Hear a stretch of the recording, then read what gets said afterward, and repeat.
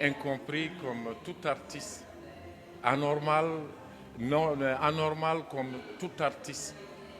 Parce qu'un artiste, quand tu es dans le classique, c'est l'homme, excusez-moi de l'expression, qui n'a pas de souche.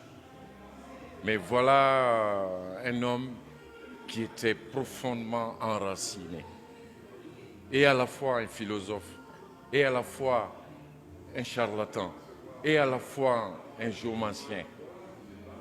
Il est d'une dimension, je ne sais pas, j'ai la gorge tellement sèche. Nous avions fait la Biennale des Arts à Dakar, nous avions fait le FESPACO, nous avions fait la France, Saint-Étienne. Et que son âme repose en paix, c'est tout ce que je peux dire. Alors, qu'est-ce que vous dites à ceux-là qui ont pensé à lui, qui l'ont célébré? Mais nous sommes tous partisans d'une façon ou d'une autre. Parce que chacun a mouillé le maillot, mais l'honneur revenait à la galerie Médina. C'est évident parce que la structure elle est prêtée pour ça.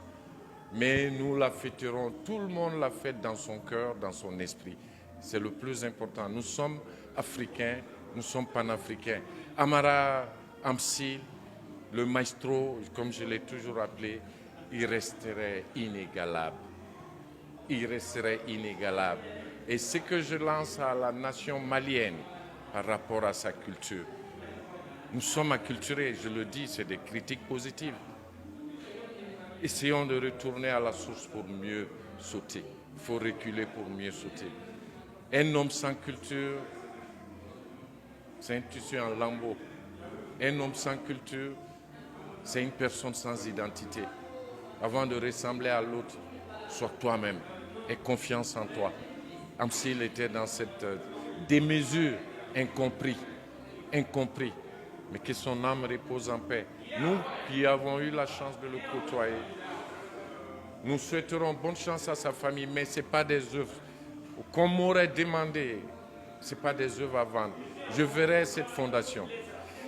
Je fais une anecdote, on parlait du grand allemand et autrichien Van Gogh, mais il n'y a pas 2 mois, sa toile fut achetée à 160 millions à Londres, dans les news. Mais il n'a pas vendu une toile à son vivant. Donc pour vous dire que je conseille à la famille de créer une fondation pour Amsil. Il mérite ça. C'est à l'infini. J'en ai des pièces à l'infini de lui. Et je l'ai dans mon esprit. Bonne chance à sa famille pour entretenir ces précieuses pièces. Ces précieuses pièces. Parce que le Mali a perdu un de ses meilleurs enfants, un de ses meilleurs fils, un de ses meilleurs pères. Les artistes plasticiens, ça montre souvent, c'est des critiques positives. Mais Amsil était au-delà de tout. Au-delà de tout, que son âme repose en paix. Que son âme repose en paix.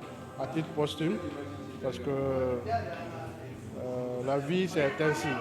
Mais la reconnaissance qui lui est due aujourd'hui, ça nous va droit au cœur et ça nous prouve à suffisance que le travail qu'il faisait a été reconnu de son vivant et aussi de après sa mort. Donc c'est un peu ça. C'est à titre, nous sommes très reconnaissants des initiateurs parce que ce qu'ils ont